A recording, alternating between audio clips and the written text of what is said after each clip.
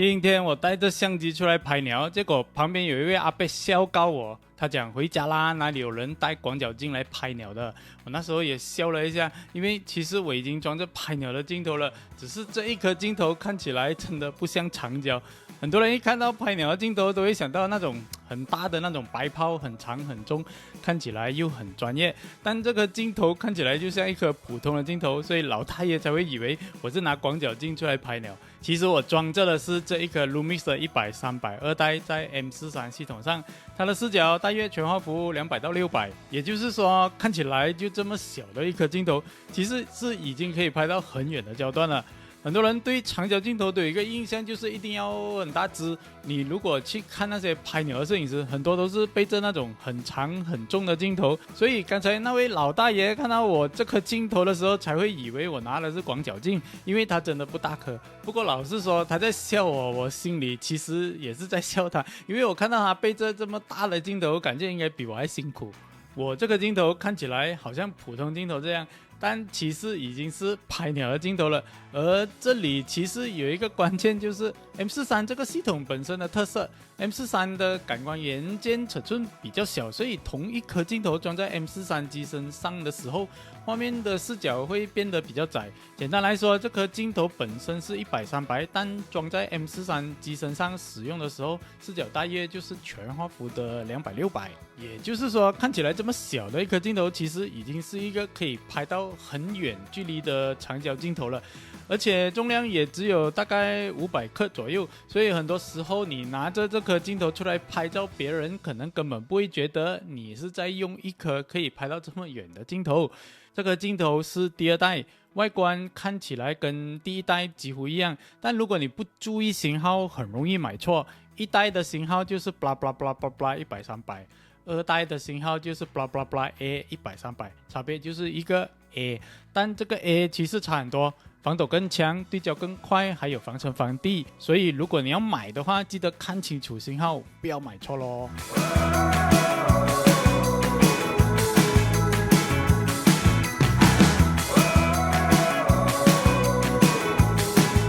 先来看一下这个镜头本身，我们装在 Lumix 机身上，其实整体的平衡感是很好的，不像很多长焦镜头一装上去，整台相机就会变得很前重。这颗镜头在设计上其实也很简单，前面是变焦环，后面是对焦环，手感算是蛮顺的，旁边还有一个Power OIS 防抖开关，这就是镜头本身的光学防抖，搭配 Lumix GH7 或者是 G9 二代，其实还可以跟机身防抖一起工作。另外我觉得很有趣的地方是，当你把镜头拉到300毫米的时候，镜头会伸出来一点，但整体长度还是没有大家想象中的那种长抛的感觉，所以是非常非常的低调的。你拿着这颗镜头在外面拍照，别人其实不会觉得你是拿一颗很远很长的镜头，这也是刚才那位老大爷会误会我的原因。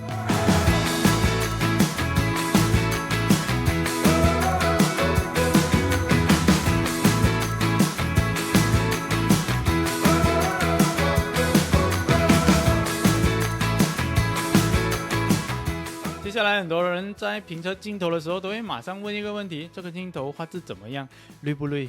但老实讲，在 M43 系统里面，如果用现在全画幅4代的标准来讨论这件事情，其实有时候没有太大的意义。你先看这个镜头的规格，这一颗100-300的光圈是 f4 到 5.6，如果是在长焦镜头的世界里面，这个光圈其实已经算不小了。你去看看那些专业生态摄影用的镜头，像是600f4、500f4 这些镜头，全部都是非常巨大、非常重的镜头。所以在长焦镜头里面，300毫米端 f5.6 其实算是蛮大的光圈了。但这里其实还有一个很多人会忽略的摄影知识点，就是感光元件大小跟景深之间的关系。M43 的感光元件会比较小，所以在同样的光圈下，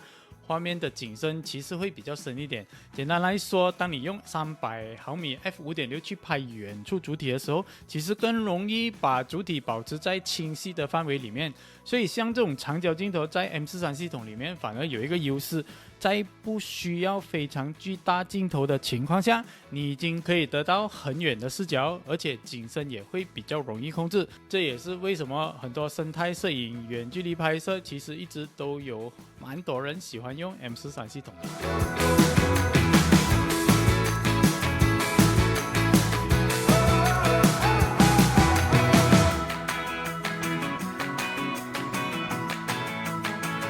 另外一件事情，其实也是很多人低估的一点，就是防抖。因为当你用这种焦段的时候，其实任何一点点手震都会被放大。这一颗镜头如果拉到300毫米，在 M43上使用视角大约已经是全画幅600毫米的感觉。这种焦段如果没有防抖，其实是很难手持拍摄的。但 Lumix 这一颗镜头本身有光学防抖 OIS。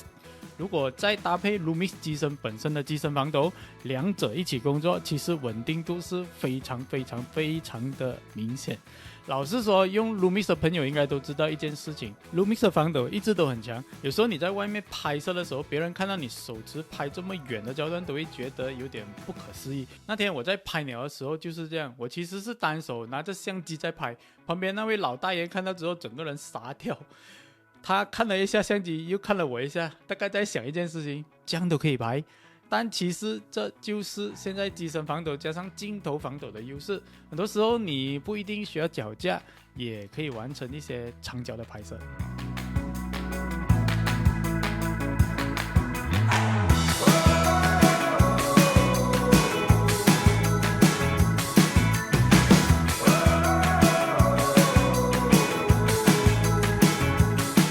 接下来很多人拍鸟都会关心的一件事情，对焦。这种焦段其实只要拍到就已经是不容易了。这一颗镜头在搭配 Lumix 崛起的时候，对焦表现其实还是不错。正常情况下，只要鸟停在那里，其实是很容易拍到的。不过在实际拍摄的时候，我发现一个小技巧其实蛮好用的。有时候如果你直接用300毫米去找鸟，对焦其实会有一点困难，因为视角太窄了。所以很多时候我会先把镜头先拉回到100。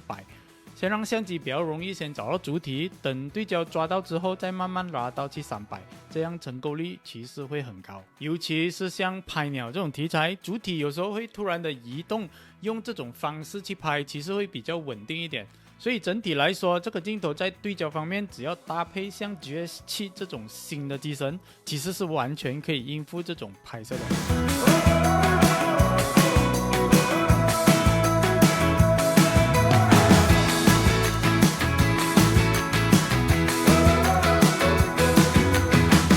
最后讲回这颗镜头适合谁，我觉得第一种肯定是学生。如果你是摄影系学生，或者有一些摄影作业需要拍远距离的主体，比如动物、鸟类，甚至是一些舞台运动之类的题材，这种长焦镜头其实是会很有用。而这一颗镜头的好处就是它不会很贵，而且体积也不会太夸张，所以对很多刚开始摄影的人来说，其实是一个比较容易负担的长焦选择。另外一件事情，其实很多人一讲到这种焦段就会马上想到拍鸟，但其实长焦镜头不一定只是拍鸟而已，你可以拿来拍远处的风景啊、山上的建筑、城市的一些细节或者舞台活动。很多时候长焦镜头的魅力其实是在于它可以把远处的画面拉到你面前，所以我觉得像这种镜头，它的定位其实很简单，先让你拍得到，等到你真的拍得多了再去追求更好的画质或者更专业的镜头。但在那之前，有一颗像这样的镜头，其实可以带你进入很多以前拍不到的画面。